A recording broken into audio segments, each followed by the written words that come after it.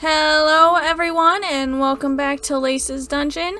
Today's story is about a player that almost made a full party quit playing.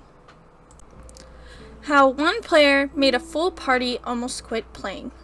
So I used to run a sci-fi themed campaign with an old group of friends. It was super casual and was a mostly joke/reference filled, laid back experience while one of the players wrote a more serious campaign.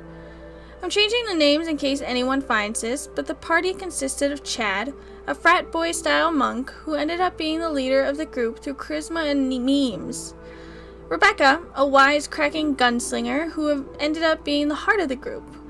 And the problem player, who I'll just call Red for Red Flag, since there were so many, had gained a bit of a reputation for playing edgier characters and min-maxing, which we'd all tolerated because, well, they were our friend. This particular campaign showed him at his worst. He was playing a warlock, which he told me was obsessed with attaining knowledge. I assumed this meant that he would be really invested in history and arcana, letting me make up some fun lore. What I did not expect, and what he neglected to mention, was that he meant all knowledge. Specifically, things the other party members didn't want to tell this character for one reason or another. At first, this was a bit of a fun bit, but as time went on, it started making everyone feel more and more uncomfortable, as they couldn't get any actual roleplay done without him self-inserting.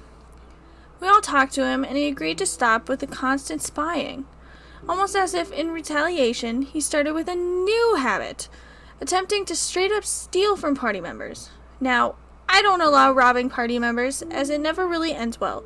So when I shut it down he quickly started searching for loopholes to this rule. Specifically, breaking into other party members' rooms at night just to prove some kind of point, and changing his gender just to try and seduce an item away from someone. For context, Red was playing a Gallifreyan, I hope I said that, a race that can change their form when dying.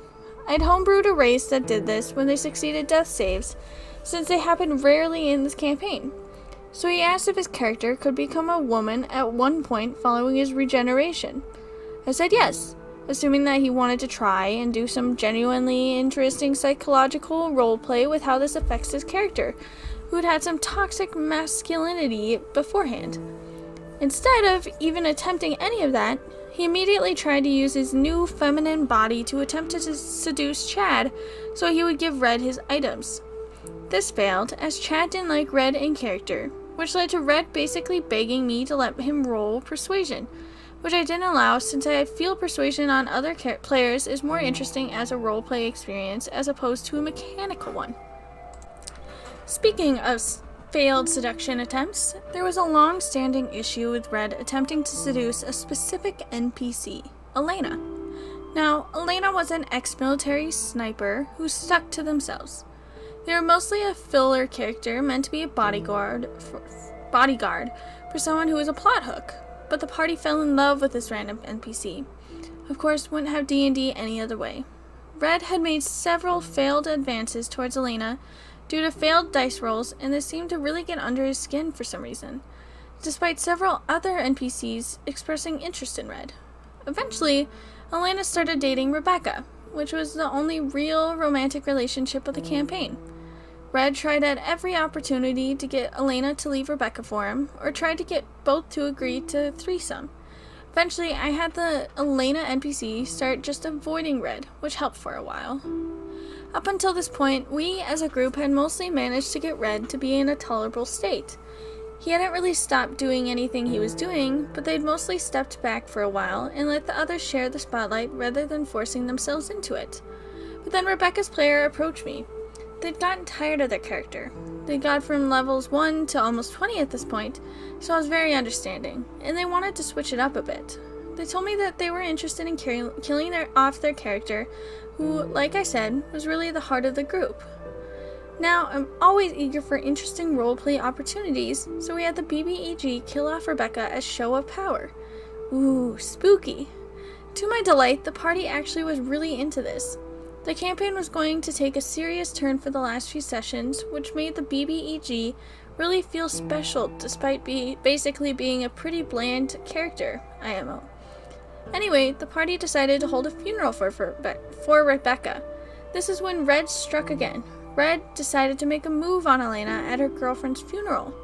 The entire table fell silent before Chad let out a single side, "Dude, WTF."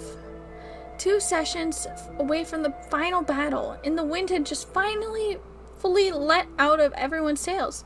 While not the worst sounding thing Red had done, the sheer level of disrespect felt like the biggest slap in the face to the entire party, but especially to Rebecca's player, who had been the main person trying to defend Red up until this point. For a lot of people, this was the last straw. The only reason the campaign didn't end was because they were so close to the finale. I decided that in order to try and get some fun back into the campaign, so the finale wasn't just going through the motions, that we'd actually do a running joke throughout the campaign, a beach episode. All the characters are set to go, except Red, who's brooding as always. When the others were all getting prepped to spend what might be their last bit of downtime with their friends, Red pulled out a cursed magical artifact I'd completely forgotten about, the Lament Configuration. Now, I'd added this box in for a joke about halfway through the campaign, and I never expected the party to actually open it, since all the item did was summon a difficult battle. Red decided to ruin the relaxing session that everyone wanted to do in favor of making the session about him once again. This all ended in a big fight with both sides looking heavily injured. In a last-ditch attempt to win, the demons offered the party a deal. Continue the fight and maybe win, or back off and let them just have the one who opened the box, Red. The party, fully sick of his crap, didn't even say anything. They just looked at each other and nodded. And with that, Red's character was gone from the campaign, and we did the final sessions. They were fun, but the party split up after that. None of us really wanted to play with Red anymore, and we just didn't have enough people to do a campaign without him. This was somehow our 3rd campaign with Red, and this is the best of the 3. It only goes downhill from here. Edit. So I didn't say this originally, but I feel like it's relevant to why we put up with it for so long. This was several years ago. We were all really young introverts at the time, and the thought of trying to find more people was with a lot of at the time. I regret not taking more control, sure, but also I was a preteen, and they can be sort of dumb sometimes. This Red character seemed really obsessed with having a relationship. Okay, well, first, it was knowing everything about the others by spying, then it was stealing everything of their stuff, even though it wasn't allowed, and then trying to make it allowed by messing with the rules, and then it was trying to be in a relationship. However, for some reason, I feel like Red would have more likely stolen underwear and other types of stuff, and probably would have watched him sleep like Edward did with Bella, which is just creepy. This character seemed really creepy and stalkerish, something I would hate in any campaign.